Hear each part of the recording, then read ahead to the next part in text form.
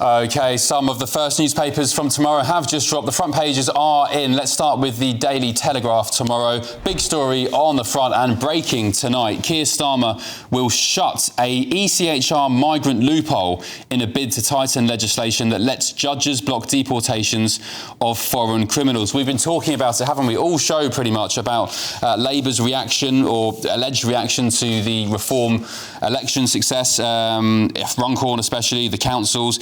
Tomorrow, when Labour launch their white paper, this will be part of it. So the Prime Minister will unveil plans to tighten legislation that allows courts to grant asylum to foreign criminals and illegal migrants under the ECHR in exceptional circumstances only. In the white paper, Yvette, the Home Secretary, will set out plans to close a loophole that allowed a Palestinian family of 6 from Gaza to be granted the right to live in the UK after applying for a scheme meant for Ukrainian refugees. Let's get the thoughts of my panel, the businessman and activist Adam Brooks, political commentator Chloe Dobbs and the former Labour Minister Bill Rammell. Bill, what do you make of this?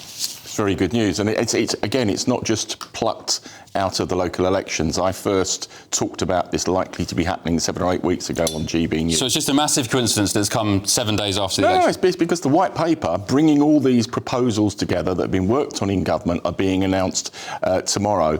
And this is both closing the loophole, but it's also going to be about reframing Article 8, the way we treat Article 8 of the European Convention on Human Rights, which gives the right to family life and the balance between the right to family life and the rights and needs of everybody else within society. And that's led to some of the really indefensible decisions like chicken nuggets. Yeah, the Albanians who said that his nephew didn't like foreign chicken nuggets. So, yep. I mean, also, we spoke about this in the last hour, talking about so-called traitors to the country. These immigration judges making these rulings, if anyone's treacherous to the country, it's people like that. Well, they implement the law. What the government has got to do, and what it is going to do, is to reframe the legislation so that we protect people and we can take action on deporting criminals. It does say here, Chloe, the reforms are part of an attempt to combat the rise of Nigel Farage's Reform UK, which inflicted huge losses on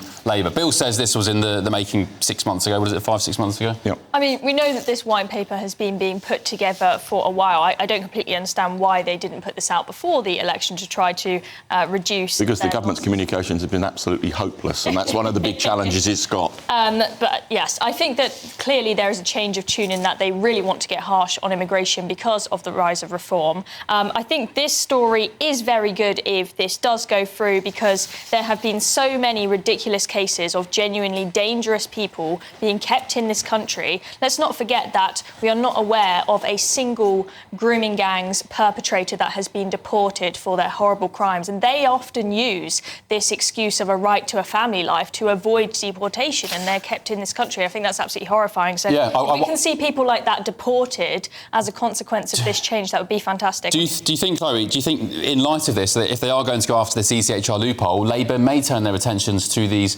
the grooming gang perpetrators across the country? I mean, I think generally speaking, I think the Labour Party is trying to avoid addressing the grooming gangs issue, every excuse they can to avoid a national inquiry. But if they make this change, then whoever comes into power in 2029 can maybe start some deportations. But I mean, one thing I have been saying for a long time is, why don't we just ignore the ECHR? Other countries like France do it as well. ECHR rulings, if they think they're ridiculous, they often just ignore them. I agree. We ignored the ECHR on prisoner votes. Why can't we ignore them on some of these deportation cases? At the end of the day, I'll believe this when I see it.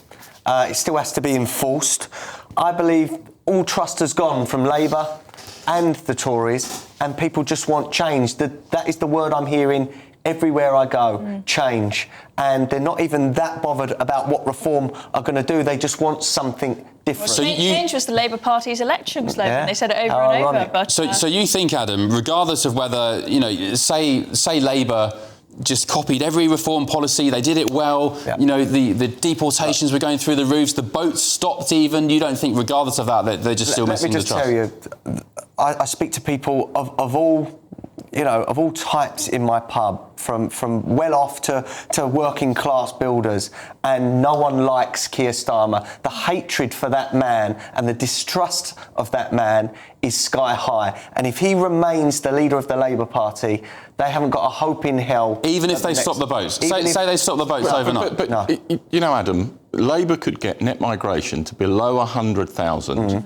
It could stop the boats, and you'd still be criticising the Labour Party. That's where you're coming from. No, listen, these are about practical change. No, these are about practical change. Yeah, and what we need with trust is to recognise that to make change happen, it takes measures and it takes time. And you're not in favour of that. We've had 10 months of lies.